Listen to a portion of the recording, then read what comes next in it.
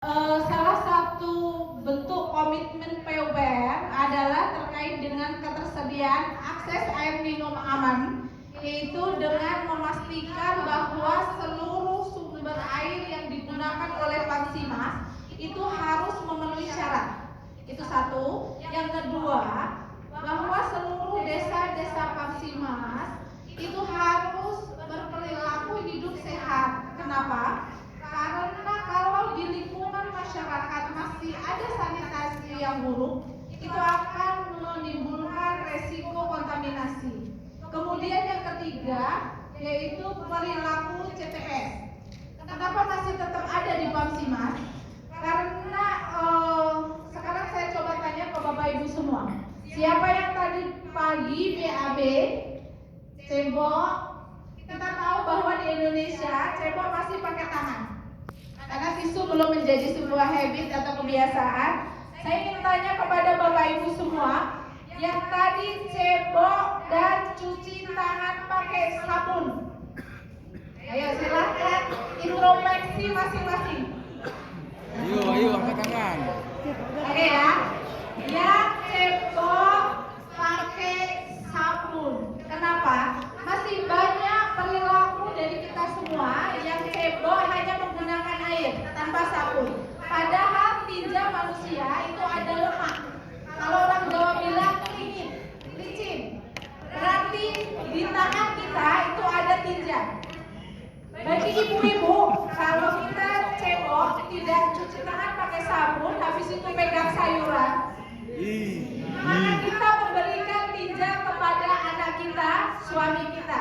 Bagi bapak-bapak yang cebok tidak pakai sabun, maka otomatis contoh bapak secara refleks pegang tangan begini, akhirnya tinjanya berpindah ke tangan kanan, habis itu salaman. Artinya Bapak juga berbagi tinja ke orang lain. Ya, itu ya Bapak Ibu, hal sederhana yang menyebabkan resiko stunting. Jadi masalah resiko stunting itu tidak usah muluk-muluk. Fokusnya adalah apakah kita masing-masing sudah berperilaku tidak mencemarkan tinja.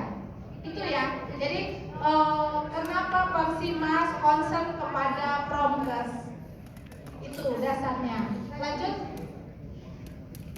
Ini adalah kondisi di sekitar kita. Mungkin bagi di Jawa, Nusa Tenggara Barat, di Banda Aceh, kemudian di Sulawesi Selatan.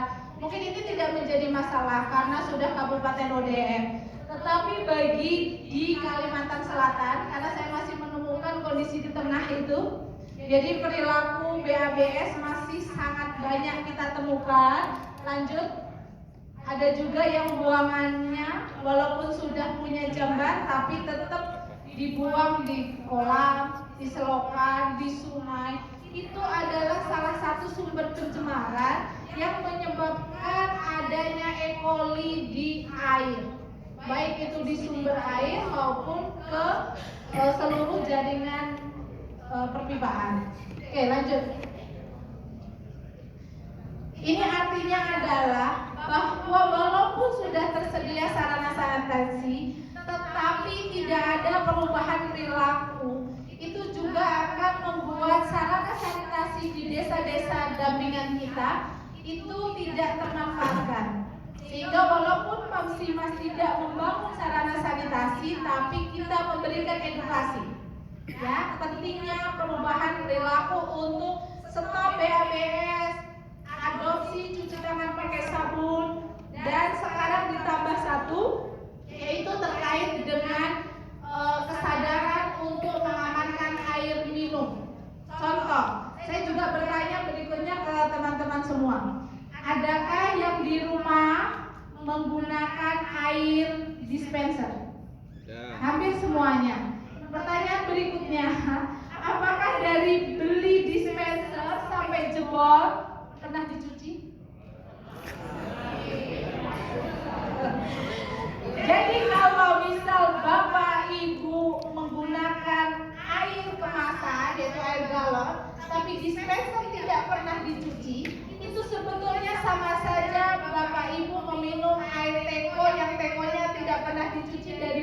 sampai pecah. Ya. Yaitu hal sederhana yang dimulai dari kita, yang kita sampaikan ke masyarakat. Jadi di Pamsimas 2022 itu sudah bukan lagi teoritis. Bapak Ibu ini mengandung ini nggak nyantol ke kepala, tapi lebih ke contoh-contoh aplikatif.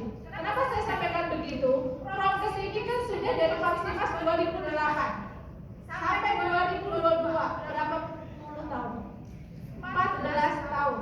Tapi ketika kita ke desa-desa, perilakunya masih hampir sama. Kenapa? Karena prokes selama ini hanya dianggap tempelan, hanya dianggap itu gampang, itu bisa sendiri. Padahal justru bicara air minum aman itu sangat didasari oleh perilaku.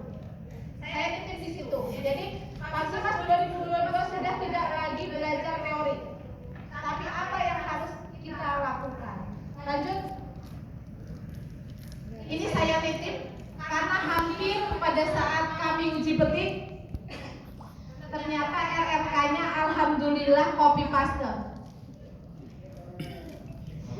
Jadi kalau misal saya ke provinsi A gitu kan, buka RKM, desa A, desa B, desa C, pada jelas-jelas kondisi desanya berbeda-beda. Tapi RRK-nya copy paste cuma diganti desa. Terus yang kedua, temuan kami adalah antara RRK dengan RAB gak nyambung. RRK ngomongnya apa, RAB ngomongnya ke tanah. Ini tolong Bapak Ibu di sini ada kontak, ada provinsi, nitip dengan sangat. Masa hal-hal receh-receh kan kata yang lama-lama, kesehatan itu hanya tempelan, Bu. Ya kalau tempelan tolong yang betul. Sudah tempelan jadi temuan itu malu-maluin, apalagi 14 tahun. Itu kalau sudah sekolah itu sudah sarjana apa ya? Sudah panjang. Oke. Karena SK2 itu adalah kita masuk ke perencanaan, nitip pada saat proses IMAS. Ya, walaupun RKM itu 1 bulan, bukan berarti IMAS diabaikan. Saya namanya ironis. Kalau BIM salah BIM, RKM sudah jadi, tapi copy paste antar desa. Ya copy paste, tapi ya harus lihat kondisi desanya itu seperti apa. Jadi masa berpuluh-puluh tahun nggak ada ilmu yang nambah, tapi yang ada makin tahun makin banyak temuan. Terus kemudian ini kegiatan prokes, yaitu tolong di RRK-nya. Nah ini adalah kegiatan-kegiatan prokes. Mungkin bagi Bapak Ibu yang dari Pamsimas sudah bertahun-tahun, ini mungkin sudah hafal di luar kepala ya. Jadi prokes di masyarakat kegiatannya apa saja, sekolah apa saja, saya tidak akan bahas. Yang saya tekankan adalah klik Mbak Nana. Nah, di format RKM, di rancangan rinci kegiatan, tolong di jenis kegiatan itu bukan ditulis prokes masyarakat, prokes sekolah, itu terlalu umum. Prokes masyarakat itu apa kegiatannya?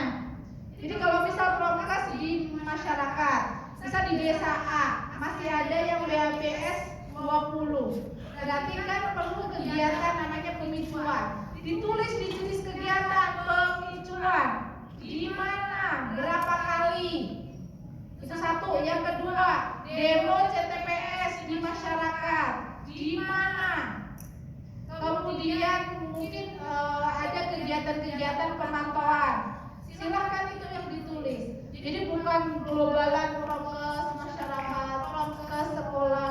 Karena kalau globalan itu biasanya justru tidak dilaksanakan. Karena kan terlalu umum. Jadi apa kegiatannya?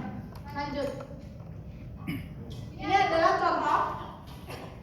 Ini kita coba buatkan contoh, tapi bukan berarti contoh ini langsung ditempel gitu aja ya. Harus benar-benar dipastikan kondisi di desanya seperti apa. Ini adalah kegiatannya, tujuan dan seterusnya. Nanti silakan dipelajari sendiri. Klik. Terus Mbak Nanda. Ini adalah contoh RRK di Promkes Masyarakat. Klik. Oke, ini masih contoh. Ini di sekolah. Klik. Ini adalah RAB-nya. Lanjut. Nah, ini diperbesar. Terus.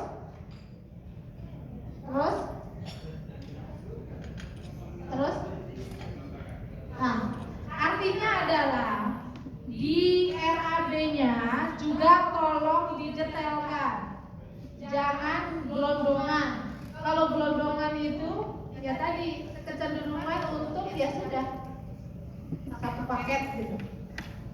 Oke, lanjut lagi. Ini tadi yang perlu diperhatikan karena waktu kita super cepat ya. 1. RRK Promkes disusun berdasarkan hasil IMAS. Tolong dengan sangat. Yang kedua, RRK Promkes berisi kegiatan yang mampu untuk pencapaian target stop BABS dan untuk stop BABS dan CTBS. Jadi kegiatan-kegiatan yang dimasukkan itu adalah kegiatan-kegiatan yang mempunyai daya ungkit ke perubahan perilaku stop BABS dan CTBS. Kemudian yang saya sudah sebut, RAB disusun berdasarkan bisa dibaca target perubahan perilaku. Saya sering baca di ringkasan RKM itu hampir semuanya sama tertulis bahwa